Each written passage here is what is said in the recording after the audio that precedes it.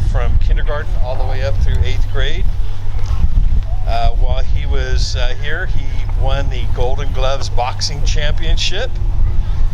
He also competed in basketball, football, track, soccer, baseball.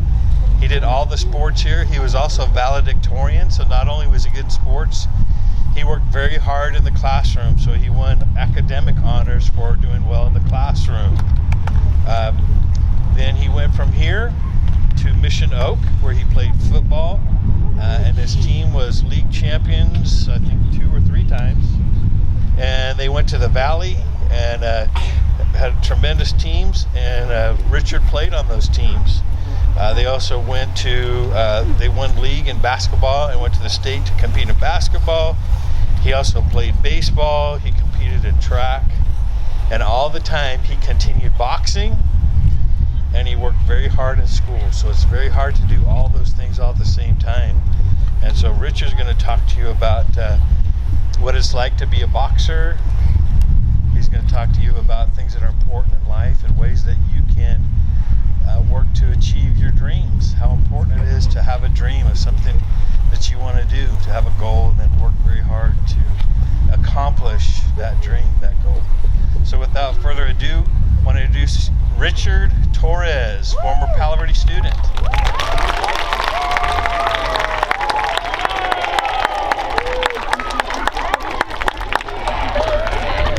What's up, guys? Yeah, for those of you who don't know or maybe were listening, my name is Richard Torrez Jr. and I am an Olympic silver medalist, born and raised in Tulare, California. Real quick, how many of you guys have a dream right now? You know what you want to do, right? How many of you guys have no idea what you want to do in the future? Alright, yeah, both those things are okay, right? So I was lucky enough to have a dream growing up of being in boxing. You know, I was put into boxing when I was 4 years old, and I continue to do it all the way up to now. But there's been a lot of things where I had to pick and choose from. You know, I didn't think boxing was to be my all. Actually, I planned on going to school. I planned on being an engineer, but I didn't know I wanted to be an engineer growing up. What I did instead was I went to I tried everything, right? And that's what I really want to let you guys know too, is try everything. You know, growing up in high school, I went to Mission Oak High School, but a little bit about my day was I was president of the chess club. I was on the robotics team. I played 3 sports in high school. I took 2 AP classes, and I boxed at the same time. So I had a really busy day, but I'm really thankful for that, and really thankful for being able to go out there and experience everything. You know, I didn't know what I wanted to do, but I knew what I didn't want to do after taking a couple of these classes, and I knew what I didn't want to do after being in some situations, you know. But I found out what I really liked, and boxing was one of them, and I stuck to it. So if you don't know what you want to do right now, that's perfectly fine. Or if you know what you want to do right now, that's perfectly fine. But you gotta start something, you know. The saying is, you don't have to be great to start, but you have to start in order to be great. And that bears true in a lot of sense. I'm not saying you guys have to go out there and start doing what I did, right? I'm not saying you have to go out there and run 10 miles all the way to Tipton. I'm not saying you have to go out there and you have to work out 4 times a day. What I'm saying is start little. If you have something that you want to try to do it. You know, when I started playing chess, I had no idea how to play chess. When I started, you know, learning algebra, no idea how to do algebra. And these things that you don't know how to do, you slowly build on top of it, and it's called consistency. How many of you guys know what consistency means? Okay, that's perfect. Actually, I think a little bit more about consistency. But so consistency is doing the same thing over and over again and kind of sticking with it, right? And so everyone can be consistent, or it's kind of easy to be consistent when everything's going good. And I'll even be one that kind of says it's easy to be consistent when things are going really bad. You know, everyone talks about how you can fight through it when something's not going your way, and everyone talks about that time when it's bad and you gotta keep going forward, right? And no one really talks about when it's going good, because it's going good and you want to continue to do it. What no one really talks about is when nothing changes, when it doesn't get good or it doesn't get bad. How many of you have ever been bored in class? Yeah, no. I have too, right? I have too. But that is when trying and doing something really makes a difference, right? When it's called the plateau, you know, and sometimes some of you may know about it, but plateau in the mountain is when there's like the mountain looks like it's cut off, right?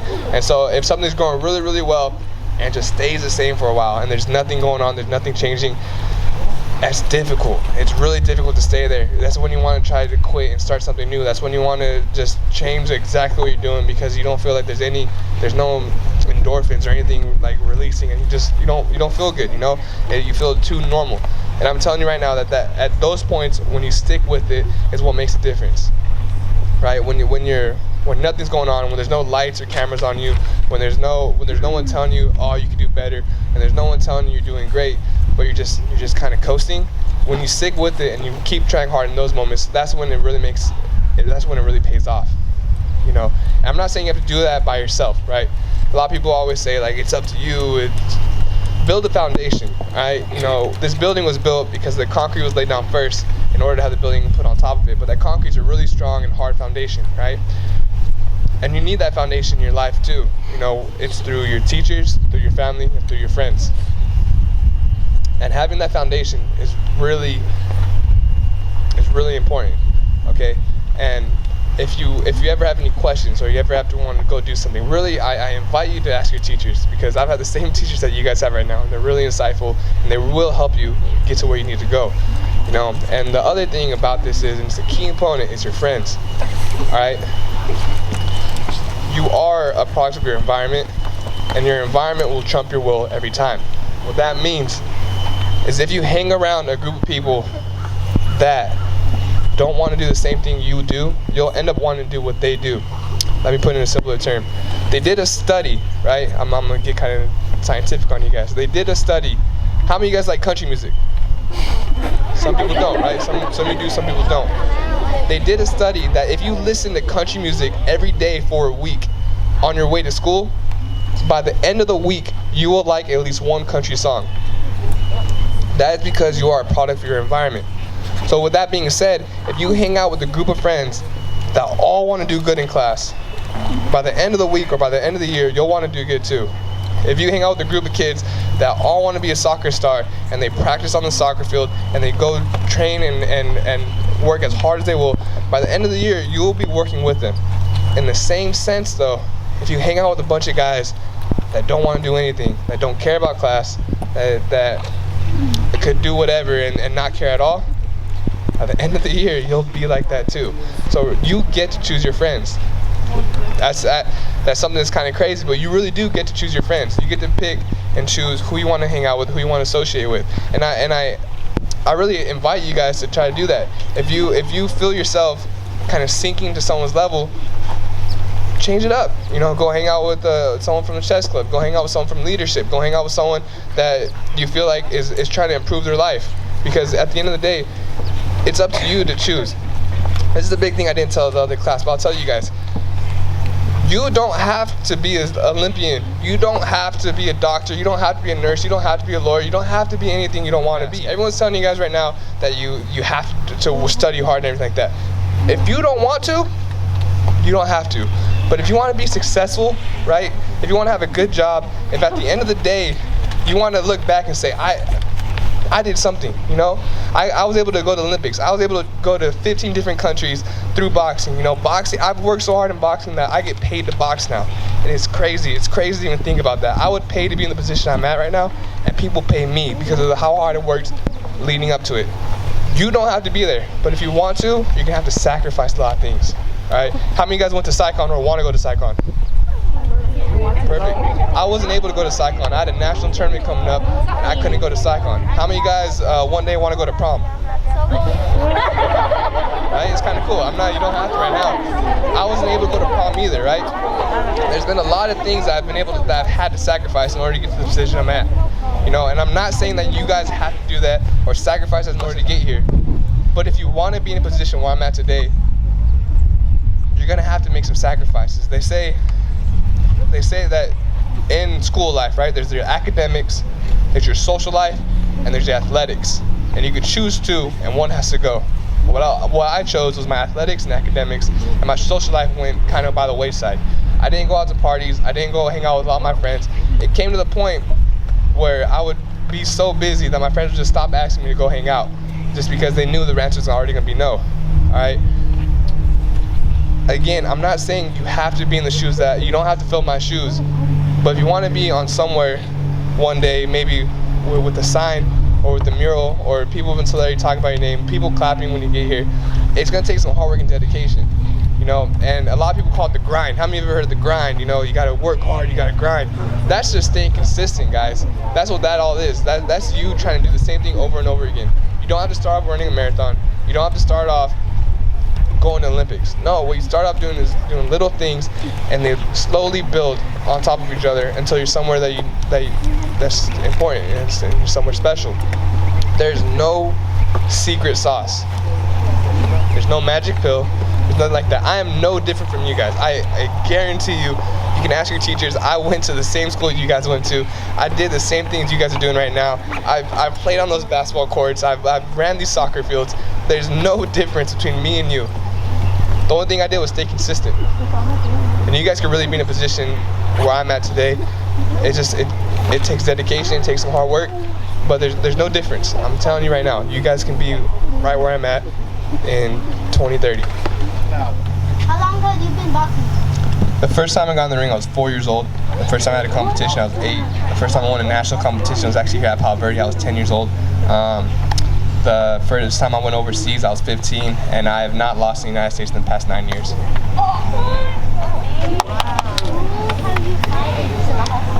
So I fight people that represent different countries, and so sometimes I won't say their actual name. I'll say what country I fought. So I fought people like Cuba, Kazakhstan, Uzbekistan, Russia, Germany, Ireland. I fought. I think I've had upwards of 45 to 50 international competitions, fighting the best individual they had from the country. Yeah, and so I've fought a bunch of guys. Have you won your medals? Say that? Have you won your medals? You want to wear one of my medals?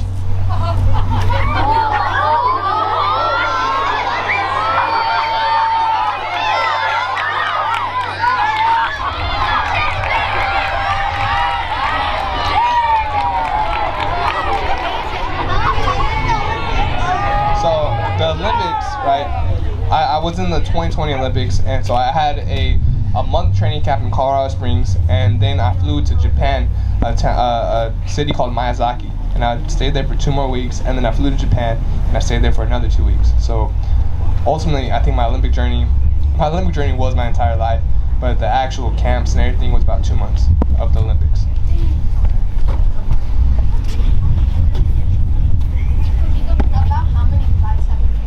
So my record right now is 154 wins and 10 losses. So I've fought 164 fights.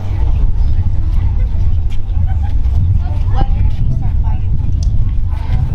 So I was born in 1999, and the first time I ever got in the ring, I was 4. So I would say 2003.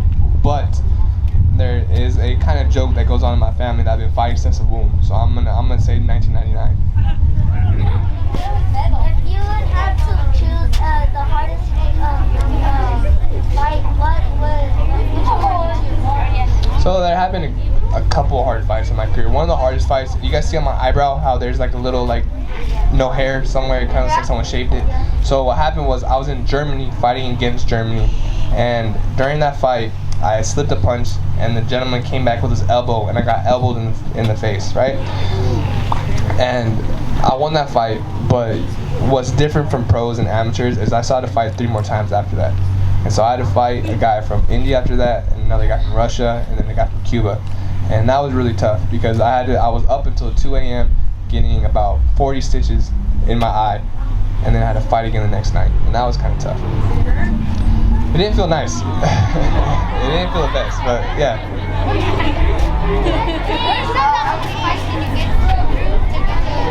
So in order to get to the Olympics, I had to qualify. I qualified through my endeavors in the Pan American Games and the World Championships, and so I fought 5, 6, 7. I would say upwards about 10 fights. I fought about 10 times in order to get to where I was at the Olympics and get the medal. Yeah, super easy. No, it was pretty difficult to get to the Olympics actually. But it was just staying consistent. It wasn't like I didn't do something like super crazy one time. It was just a lot of little things over and over again, and it got me better. Who did you fight in the Olympics? I fought someone from Algeria, I fought someone from Cuba, I fought someone from Kazakhstan, and I fought someone from Uzbekistan. And I won the first 3 and I lost the last one. Again. Will you be my bestie? You mean even more so than we already are? Bestie? Yeah, we're besties. Yeah. What was your feeling when you were about to fly the first person? So the feelings going into the first Olympic match was I was super anxious and nervous, just because of the sole fact that everyone on my team had already won, and I hadn't even fought yet. And so you kind of get to this position where you've been working for your entire life, and all of a sudden you're like, do I deserve it? Am I meant to be here? Or is it just kind of like a fluke? Is it just kind of like by accident that I got here? And so going to that fight, it really answered a lot of my questions that let me know that I was meant to be an Olympian, and I was meant to be on that podium. But it was definitely a lot of nervous and anxious like tension. But I mean, I'm a firm believer that if you're nervous or if you feel anxious, it's because you're doing something right. It's because you're doing something that you care about, you know, and so you are going to have some feeling towards that. So I'll be okay with it. So I've won at least 154 medals, but not all of them are medals. A couple of them are plaques. A couple of them are belts. A couple of them are trophies. You know, so but I've had 154 wins.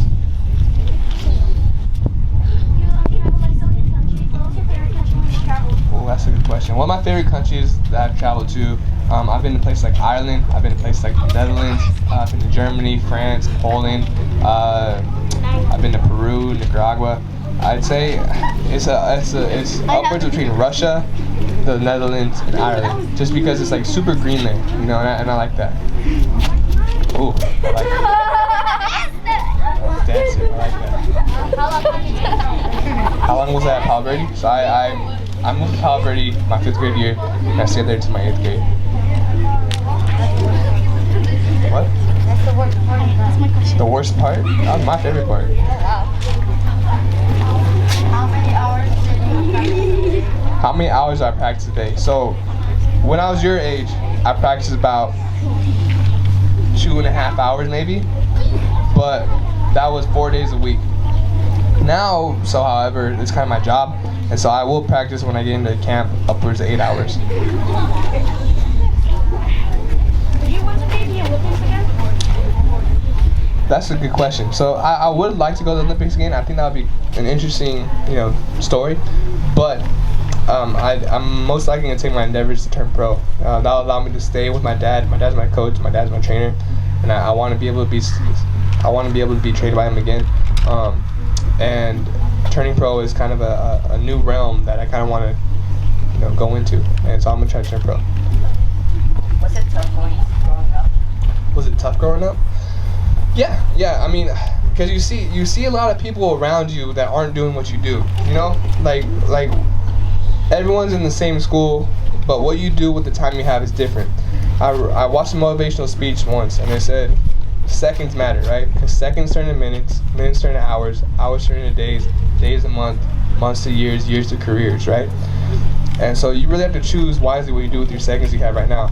And when I would go out there and I'd practice, or I'd go to boxing, and I see my friends just hanging out, it was kind of difficult, but it was a sacrifice I was willing to make, and I'm happy I did it. How many people have you punched? How many people have I punched? Ooh, that's outside the ring, 0. I've never fought anybody outside the ring, so really keep that in mind, guys. I don't use my hands for anything unless it's the actual sport of boxing.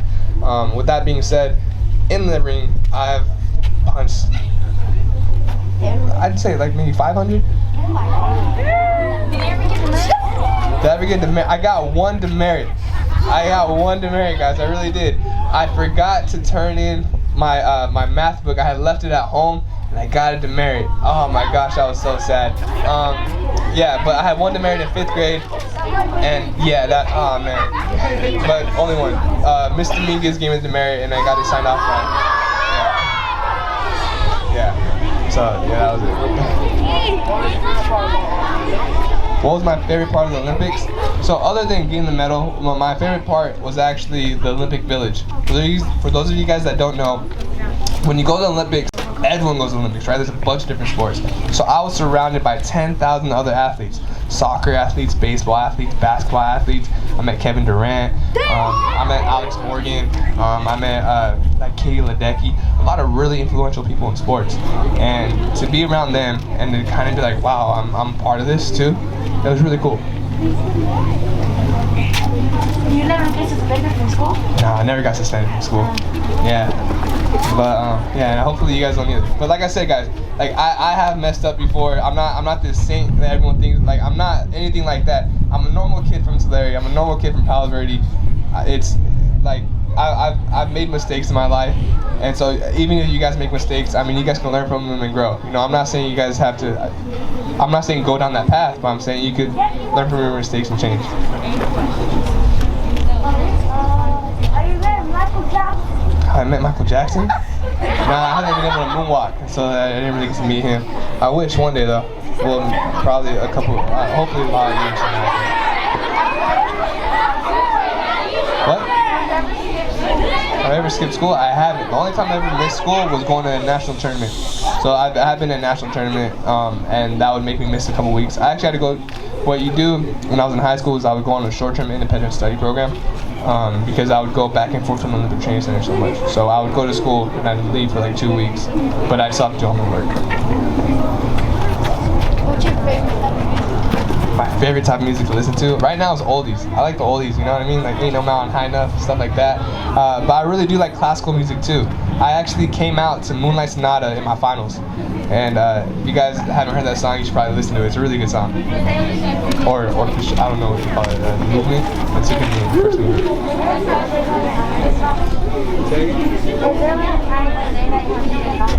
So, my earliest memories, I have always been boxing. With that being said, there have been times where I've taken it off. Have any of you guys played, like I was on the Tar Heels? If you guys, for those of you who don't know, yeah, you know, I was on the Tar Heels, so I played football. And when I played that after school sport, it was really hard for me to go to boxing too. And so I didn't go to boxing at that time during that season. But I learned that I could do it too, that I could do both. And when I got into high school, I did both. I was gonna ask you to sound like blood, but have you ever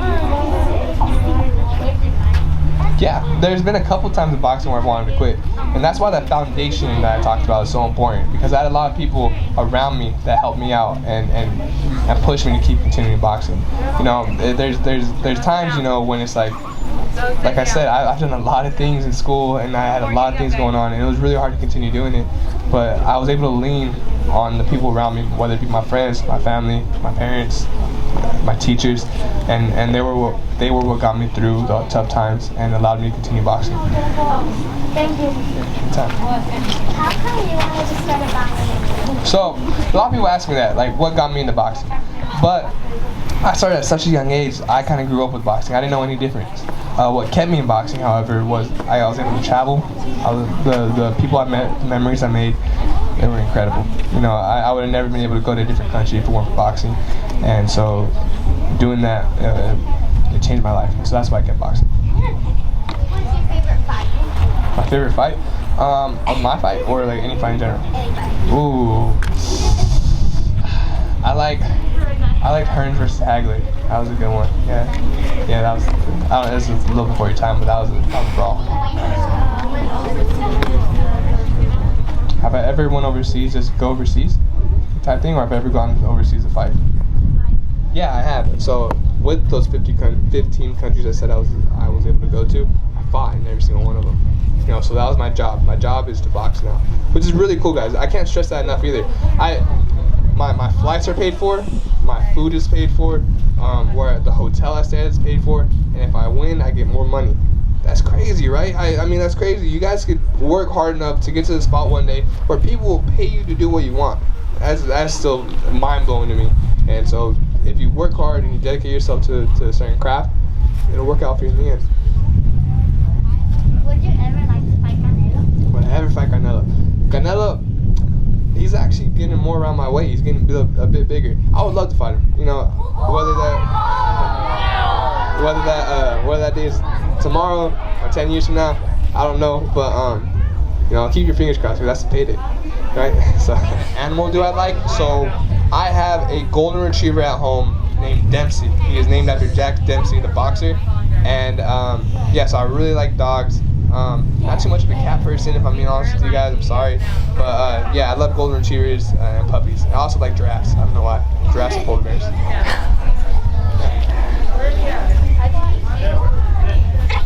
How did you feel leaving the school and going to high school? Oh, that's a good one. How did I feel leaving the school and going to high school? So I actually got an inter-district transfer, guys. And so when I went to high school, I didn't know anybody. How many of you guys are in 8th grade? All right, let me tell you something. It's gonna be kind of tough news. You're not gonna hang out with everyone you hang out here. I'm just gonna let it out. I'm gonna lay that out there. Don't think that your ties here are so important that they're never gonna break. Some of you guys might stay with the best friends, but there's gonna be a lot of you that find new people and new areas of life when you're in high school, and that's okay. Enjoy your time now with the friends you have here, because they might not be the same friends you have in high school.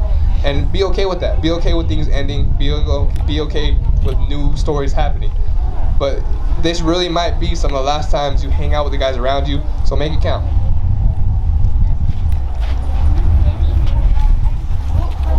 What are all the teachers that you have that this school had? Who was the principal? Okay, I had Ms. Dominguez, I had Mr. Kidioka, I had Mr. Miller, Mr. Rowage, Mr. Branco, Menezes, and Mr. Manning was a principal. I had Miss Branco as well, and I feel like I'm missing someone. I may not be, but those were a lot of the teachers I had actually. Yeah, and they were all super cool teachers. I still talk to I say hi to them every time I get the chance to. Oh, and I had Mr. Nguyen when I was staying. I couldn't go I couldn't go to SciCon, so I stayed with Mr. Nguyen for a week actually. Yeah, so thank you for that.